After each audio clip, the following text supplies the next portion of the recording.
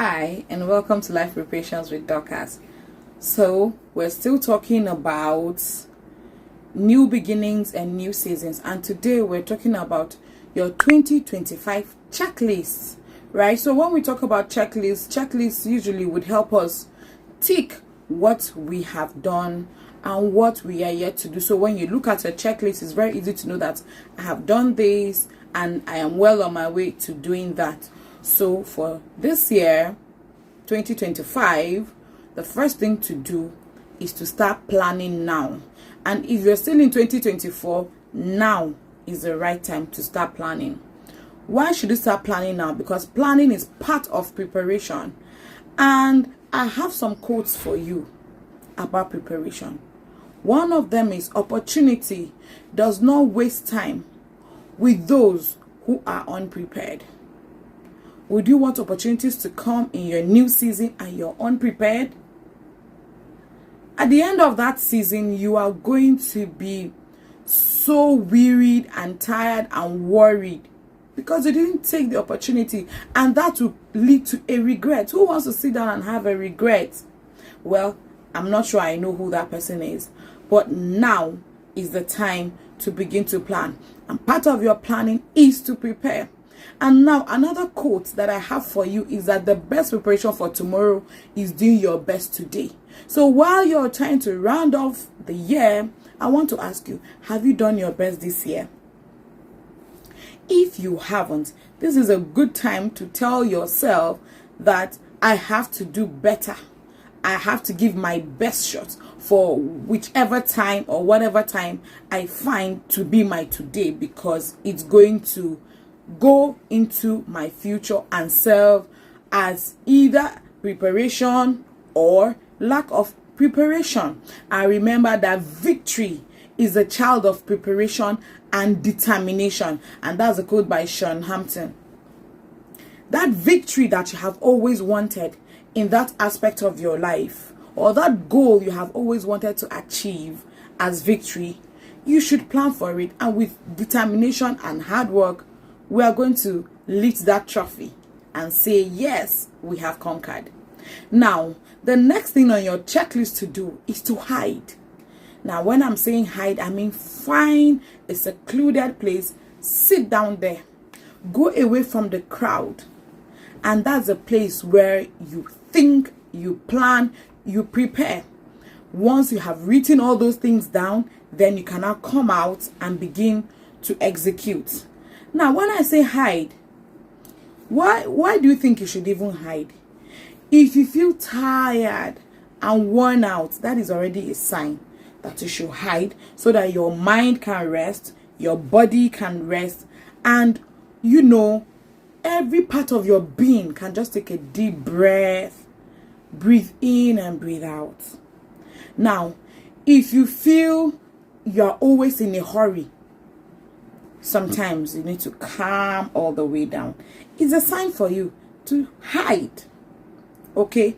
Now, if you feel unclear about the next step you're about to take, maybe in your life, in your career, in your ministry, in your marriage, even friendships, you know what? It's time to hide so that you find clarity. Take your time. Sometimes clarity doesn't come as fast as we want it to come. So take your time, come all the way down and hide. In the process of hiding, sometimes because your mind is even in a relaxed position, in a relaxed state, you are able to find clarity because other ideas begin to come in from the left, from the right. Sometimes you are now able to connect the dots because you just took some time off to hide. Now, I'm not saying hide for 2 years. Again, I'm not encouraging laziness. No. On this channel, we prepare you for smart work and hard work and not laziness. So it's not a time to lazy around, except you have an instruction to hide for a very long time. If not, then do not make it too long, lest you become lazy. So next on the checklist is to think. Think to find solutions, not think to worry. Thinking to worry will lead you to high blood pressure. And remember, once high blood pressure comes in, it comes along with its cousins. It will come along with high cholesterol. It will come along with so many other things, diabetes, all those things. It has so many cousins, you know. So that's not what I'm asking you to do. I'm saying think so that solutions can come. Remember that thinking precedes achievement. If you need to go and sit in a park or somewhere quiet to think, please do.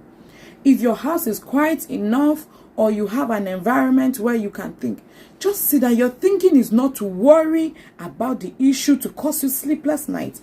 Your thinking is to find solutions. So it is solution-based thinking, where your thinking hat is on, where you are like, okay, now that we're here, how do we move from point A to point B? What would be our means of transport? You know, those like solution-based.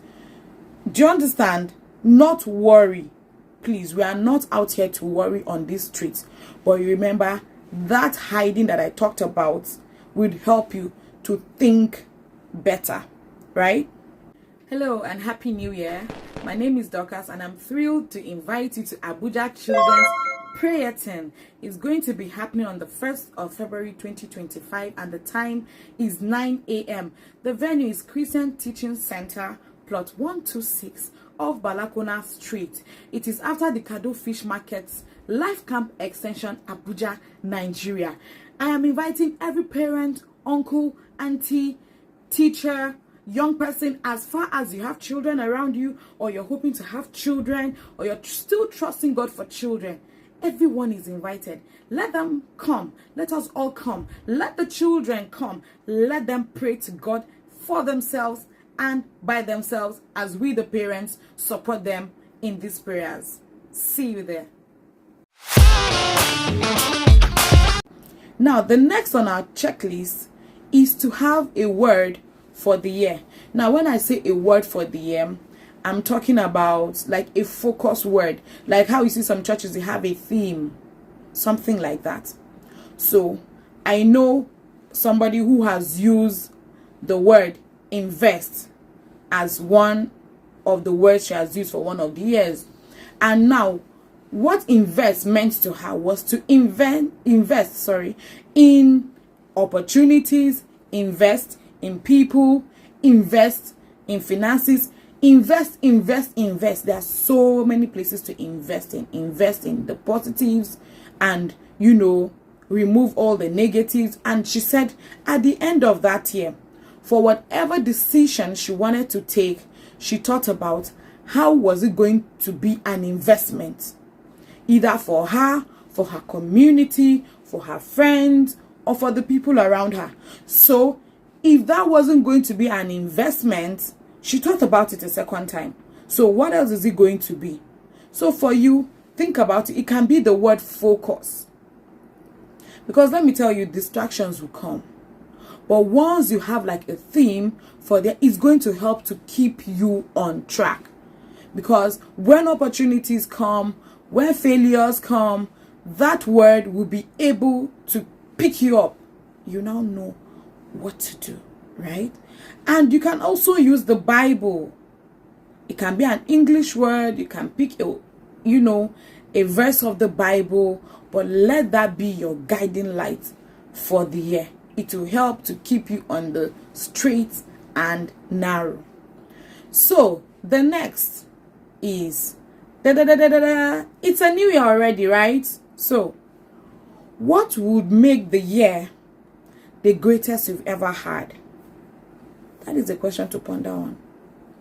What will make that year or that season, the new season, to be the best you've ever had? It's something you really need to think about. And don't forget, you write it down. So it's one thing to think, is another to write. Make sure you write it. I remember how my mom would always tell us that the faintest pen or biro is still sharper than the sharpest brain. Because there are so many things these days happening left, right, and center, and it's easy to forget. So write it down. Now, what that will do for you also, just like the other point I gave about the word of the year, it will help to motivate you to take action. Do you understand? It will help you to overcome resistance, because guess what? There will be resistance, whether you agree or not, whether you pray and fast or not, whether you are on the straight and narrow or not. All those things will come. But all these we have talked about will now help you to begin to filter, like you have a sieve. You're filtering things and saying, no, this is chaff. Nah, I don't want the chaff. I want the real thing. I want the real substance. It will also help to give you a balance. It will also save you, because you now know where your focus is. You now know where you're going to say yes. You know where you're going to say a no. So for example, if your word for the year, let's go back to the example I gave about invest, and then somebody comes to tell you, oh, let's travel to Jamaica this year. You're going to sit down and ask yourself, is this going to be an investment, or what is it going to be? Do you understand? I just gave you guys an example. So that would also help. So if you think that going to Jamaica, for example, will be what will make the year or that season the greatest ever, then go to Jamaica, right? If not, then have a rethink. Okay?